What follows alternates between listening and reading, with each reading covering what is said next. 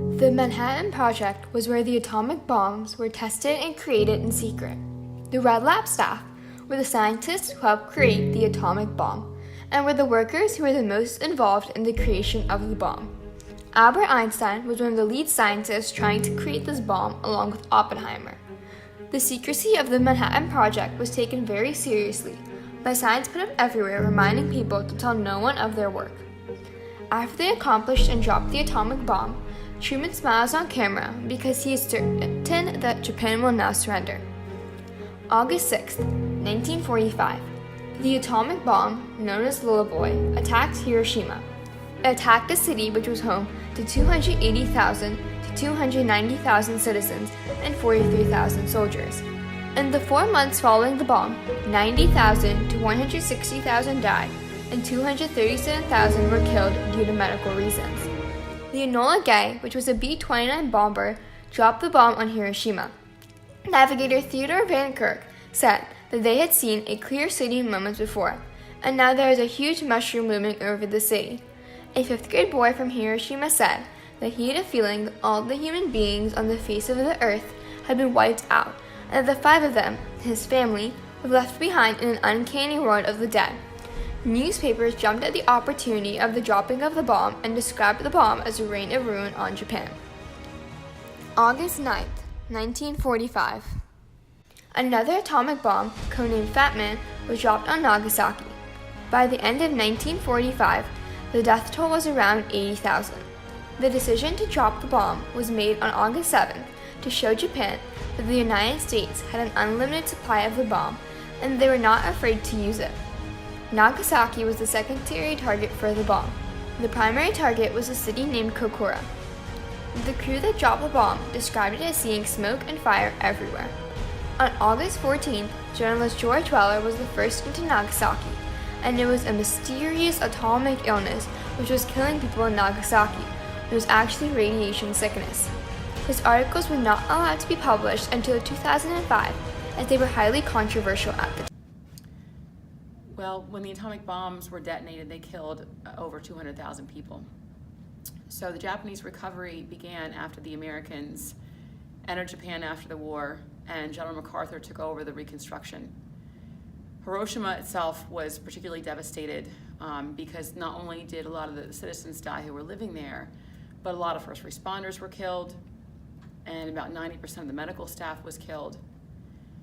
So when those people were dead and were sick, Japanese citizens from around Hiroshima came in to try to clean it up, and American troops came in with General MacArthur to try to clean it up. And for a lot of these people, recovery, medically speaking, took over a year. Deaths due to cancer would peak around 1950. So you had the ensuing effects of leukemia and lung cancer and breast cancer and thyroid cancer for victims.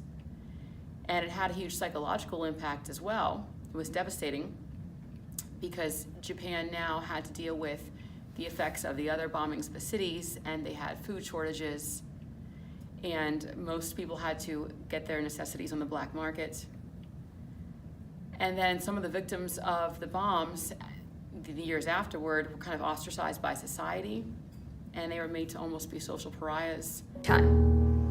After the bomb, the world realized that atomic weapons were possible. President Truman now needed to figure out how to deal with atomic weapons. The Atomic Energy Commission took over the Manhattan Project and now led the research and formation of nuclear weapons. On August 29, 1949, Russia's first atomic test was successful. Truman issued an official statement, and all the newspapers told the citizens that Russia now also had atomic weapons. October 3, 1952. The United Kingdom's first atomic blast was successful, and they now also had atomic weapons. The Union Jack newspaper in the United Kingdom told their citizens that they also now have atomic weapons along with their allied ally. February 13, 1960. France's first atomic blast was successful, and the country is now proud to have atomic weapons. October 26, 1964. China now has atomic weapons and is the 5th country to have these weapons of mass destruction. July 1st, 1968.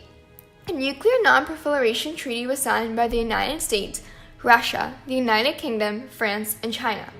Afterwards, the United States still continued to work with nuclear weapons and successfully made the hydrogen bomb. Even after the treaty was signed, many countries were still creating atomic weapons, such as India, who created an atomic weapon after the treaty was signed, but still signed it as every United Nations country who had atomic weapons had to sign it. Atomic weapons are still being developed in countries, but now there's a peaceful way to deal with them. Also, nuclear power isn't all that bad. There are three major categories of the uses of nuclear power in current environment, I would say. The first one is clearly we learned how to control nuclear reaction because the bombs didn't have to explode on their way there, and when they were dropped, they were supposed to explode. And that was used in today's nuclear power. Although we have had accidents like Chernobyl in Russia or 3 Mile Island in US, for most part, nuclear power is really safe, environmentally friendly way to produce power. The other two areas is nuclear medicine and industrial applications. So the nuclear medicine, we use a lot of radioactive isotopes and other things. Nuclear energy is being used in everyday life to help people.